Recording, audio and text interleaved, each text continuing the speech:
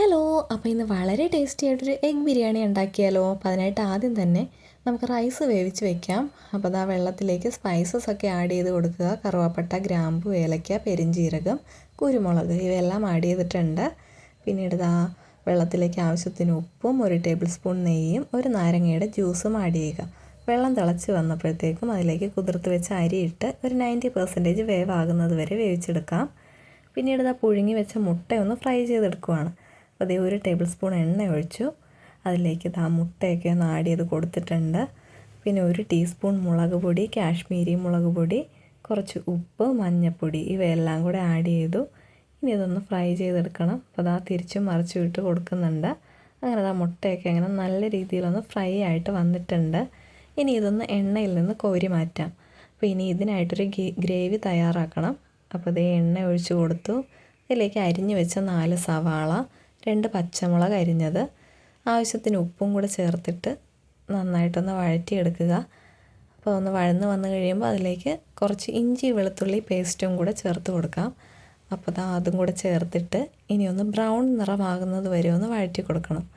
അപ്പോൾ ഇഞ്ചി വെളുത്തുള്ളി ആഡ് ചെയ്തു. ഇനി ബ്രൗൺ നിറമായി വരുമ്പോഴത്തേക്കും നമുക്ക് മസാലപ്പൊടി, മുളക് പൊടി, മഞ്ഞൾപ്പൊടി, മല്ലിപ്പൊടി ഇവയെല്ലാം കൂടെ ആഡ് ചെയ്ത് കൊടുക്കാം.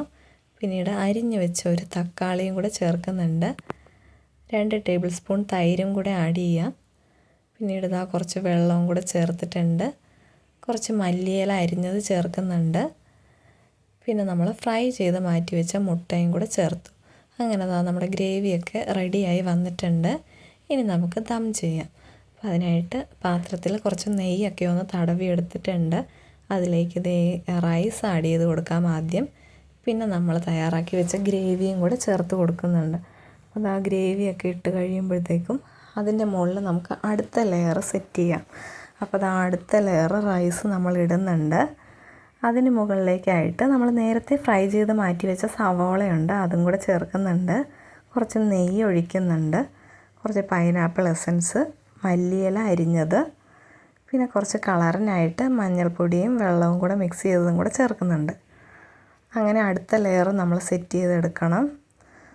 അതിന് മുകളിലായിട്ട് ഫ്രൈ ചെയ്ത് വെച്ചേക്കുന്ന കാഷ്യൂനട്ടും അതേപോലെ കിസ്മിസും കൂടെ ആഡ് ചെയ്യുന്നുണ്ട്.